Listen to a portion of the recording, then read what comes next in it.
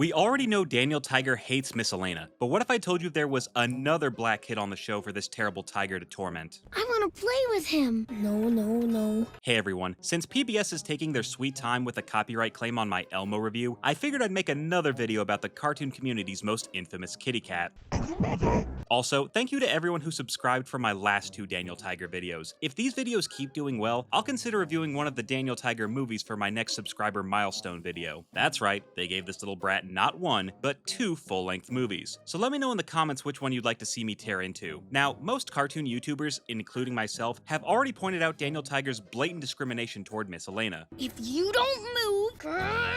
But while looking through the show's ever-growing roster of characters, I discovered that there's a second black kid in Daniel Tiger's class whom he treats even worse than Miss Elaina. Clang, clang, clang. So make sure to hit that subscribe button and let's delve right in. This video is brought to you by viewers like you. Thank you. Make sure to turn on notifications and help get this video to 5,000 likes. It's circle time at Daniel Tiger's preschool, and the frenetic furball sets his sights on his newest target. Teacher Harriet introduces the class to her nephew Max, and the kids are shocked to find that there's more than 2 black people in the Daniel Tiger universe. You're an aunt? I'm a teacher and an aunt. I don't really see what those 2 things have to do with each other, but let's move on. Teacher Harriet says she thought it'd be a good idea to introduce Max to the other kids, because I guess she really hates her nephew. I'm a teacher and an aunt. And you're clearly bad at being both. The kids try to introduce themselves to Max, and almost immediately things go off the rails. It turns out Max is sensitive to loud noises, and Daniel Tiger's ear-grating voice isn't making things any better. Also, I want to point out here that Daniel is the first one to notice Max being overstimulated, even before his own aunt catches on. That'll be important to remember for later in the episode. Teacher Harriet explains that Max is autistic and doesn't do well around crowds or loud noises. So you thought bringing him to a preschool would make him more comfortable? She gives Max his weighted blanket to help him calm down. Are you cold? Motherfucker, does he look cold to you? Teacher Harriet tries to help Max introduce himself to the other kids, who continue to scream in his ears. Hey, that's me. Guys, the teacher just told you to cut that shit out. The teacher tells the kids to back off and shut up. Looking at you, Daniel. Turns out Max is a big fan of beetles, buses, and beetle buses. Daniel opens his big fat mouth, and Max instinctively tries to get as far away as possible from him. Good instincts, Max. The teacher lets the kids have free time, and Daniel goes hunting for Max so they can play. The pushy pussy proceeds to pester the poor pupil, while Max does his best to ignore the needy narcissist. Daniel is flabbergasted that someone doesn't want to play with him. Instead of respecting Max's boundaries, Daniel proceeds to dump his own toys right next to Max. Daniel decides to build a block tower, cause we all know how well that went last time.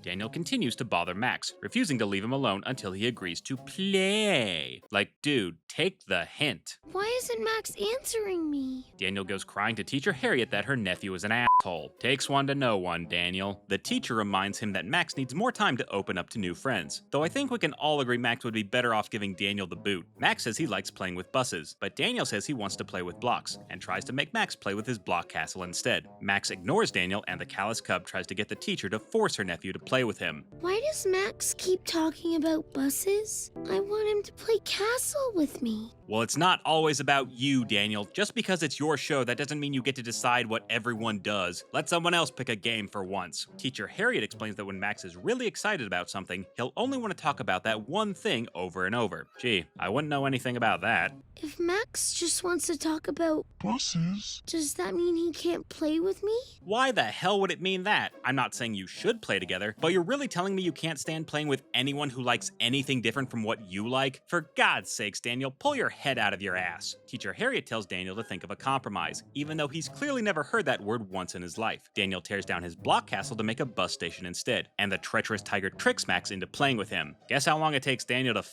it up. Clang, clang, clang. Dude, what the hell? Dude, what the hell? Now, you might think that this was just a simple mistake on Daniel Tiger's part, but remember, Daniel was the first to notice Max's sensitivity to sound earlier in the episode, so it's not like he didn't already know not to make loud noises around him. Oh.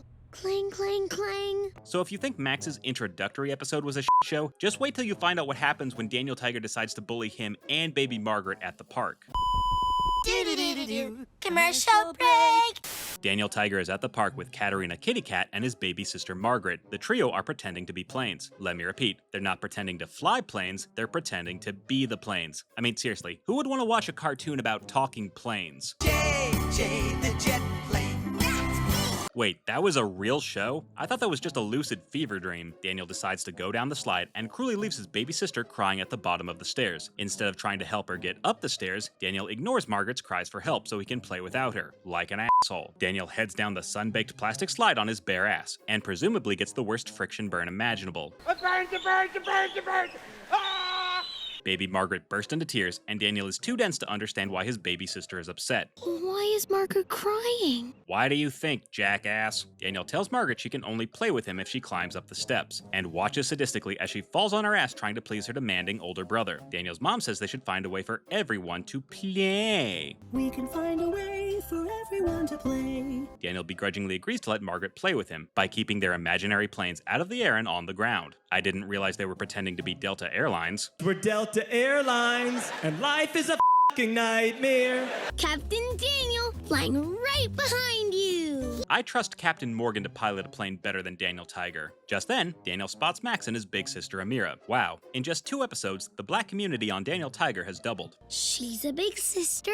And you're a big pussy. Daniel goes to talk to Max, who we see is clearly pissed off that he has to interact with this little twat outside of school. Daniel continues to pester Max and Amira with his endless barrage of stupid questions. What's that stripy thing? Bitch, have you never seen a skateboard before? Amira says Max has told her all about Daniel, which can never be a good sign. Hey, Max, your friends came over to say hi. Girl, those are definitely not his friends. Max agrees to let Katerina play the xylophone with him, since she's not a whiny little attention whore. At least not in this episode anyway. Daniel is jealous that he doesn't get to play on the xylophone. Instead of waiting a damn minute for one of them to share, Daniel tries to butt in on Max and Katerina's duet. I want to play the xylophone too. There are only 2 sticks. You know, Daniel, I would say 3 is a crowd, but even with you, 2 is bad company. Daniel storms off, but not before letting out the most pathetic growl I've ever heard. Grr. Daniel proceeds to snitch on Max to his older sister, claiming it's not fair that he can't play with him. He acts like Max owes him his time, and Amira resists the urge to beat the shit out of this little shit. Amira convinces Daniel to dance along to the xylophone so they can all play together, which would be nice if Daniel didn't immediately steal Katerina's spot on the xylophone the second she lets her guard down. This leads into a song sequence that directly rips off the most iconic scene from Big.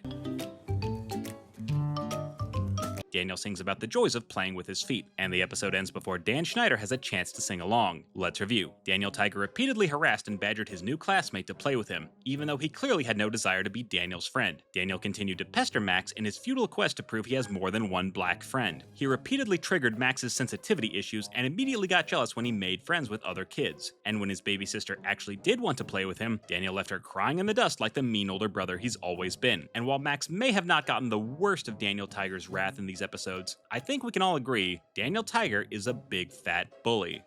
Thanks for watching, everyone. If there's a specific cartoon you want me to watch, top-tier patrons can commission a review from my channel. You can also become a channel member to get early access to all my uncensored videos. Thanks again for watching, and I'll see you all next time. And I say, hey, what a wonderful kind of day. If you could learn to work and play.